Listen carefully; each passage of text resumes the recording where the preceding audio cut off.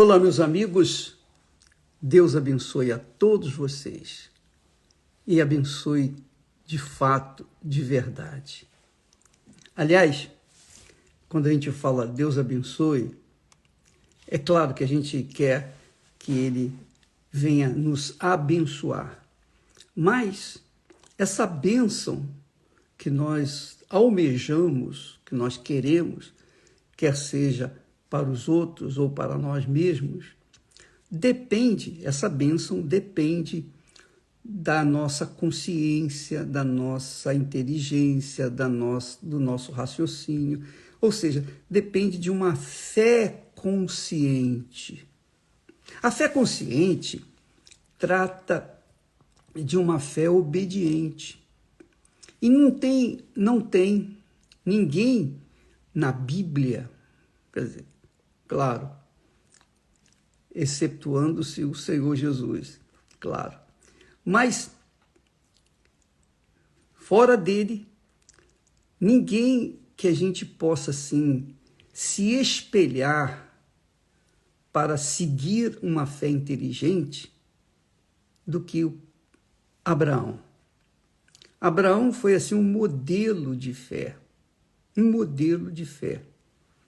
Porque a história de Abraão, se você avaliar direitinho, você vai ver que foi uma história difícil, cheio de dificuldades, problemas, inimigos, cheia de contratempos. Mas Deus permitiu Abraão passar pelo que passou. Tudo que Abraão passou, Deus permitiu para que ele, Abraão, viesse a ser o perfil dos verdadeiros servos de Deus. Então, quando Deus fala, olhai para Abraão, então a gente pode ver o perfil da pessoa que Deus quer que nós sejamos, para que Deus, seja agradado, para que nós possamos ser a própria bênção. Porque Abraão foi a própria bênção, Abraão foi uma fonte, embora tivesse os seus problemas pessoais. Então, as suas fraquezas humanas, quando ele aceitou finalmente o conselho de Sara para ter filhos com Agar, ele finalmente se entregou à vontade do coração, porque ele queria agradar quem? A Sara. Ele queria agradar a Sara. Não era ele a si próprio, mas a Sara. Nem a Deus, mas a Sara. Ele errou. Porém, errou por conta da sua natureza humana. Nós erramos também.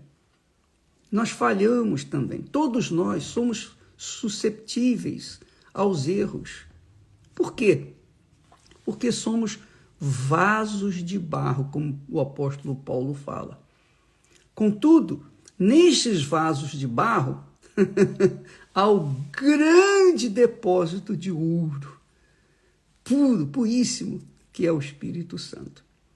Então, Deus, mesmo assim, manda que a gente ore para Abraão. Para mim, pessoalmente, eu sempre vi Abraão como o meu, digamos assim, o herói do Velho Testamento.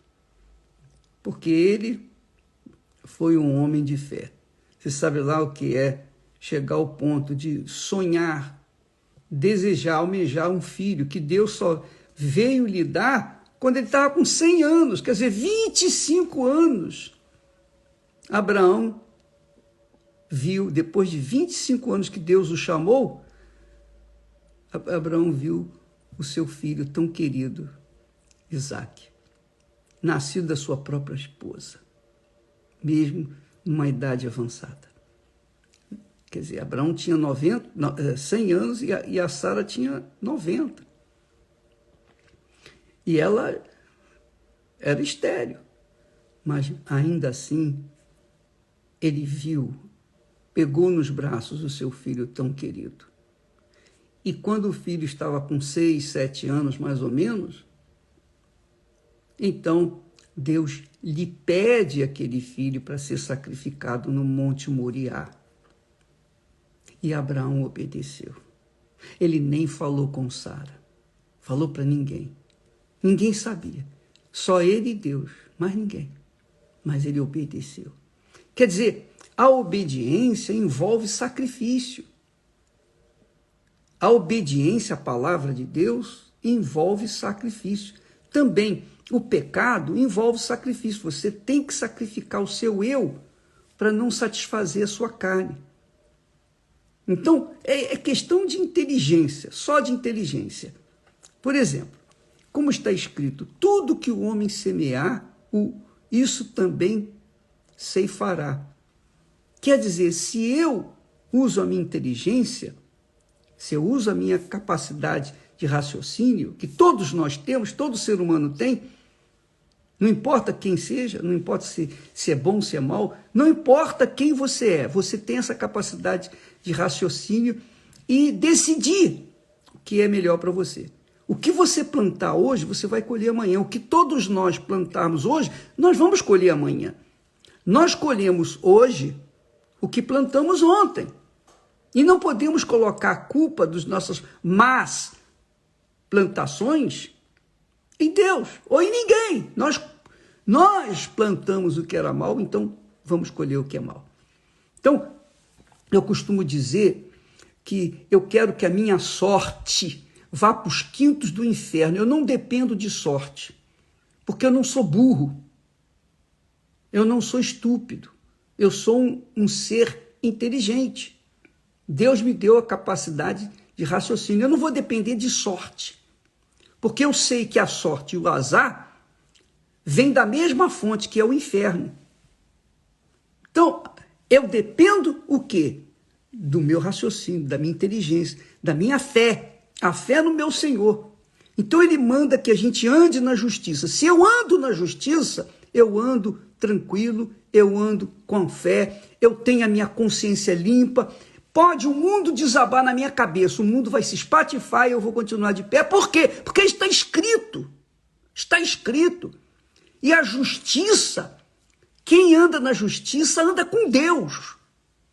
E quem anda na injustiça, no pecado, anda com o diabo. Essa é a realidade, não tem outra explicação. Então, por isso o mundo sofre, por isso o mundo geme, por isso a humanidade geme, sofre dores horrorosas, porque gosta do pecado, vive no pecado, serve ao pecado. E o pecado é o senhor mau, perverso. Ele conduz a pessoa para o inferno e depois lago de fogo e enxofre. Amiga e amigo, é uma questão de inteligência. É uma questão de inteligência. Não é questão de a doutrina da igreja A, B ou C. Não, é uma questão de inteligência. Se eu pauto a minha vida, se eu dirijo a minha vida de acordo com o que Abraão conduziu a sua vida em relação a Deus, então eu vou ser a própria bênção.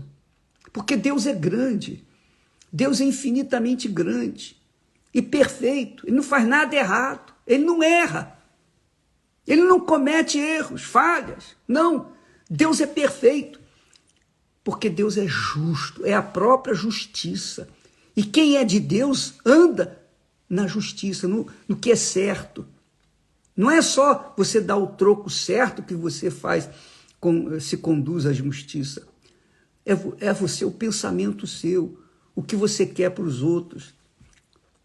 O que você quer para os outros. O que você quer para os outros, obviamente, se você é uma pessoa de Deus, você não quer o mal para os outros, você quer o bem. Você quer para si o que você quer para os outros. Você quer dar para os outros o que você tem, o que está dentro de você.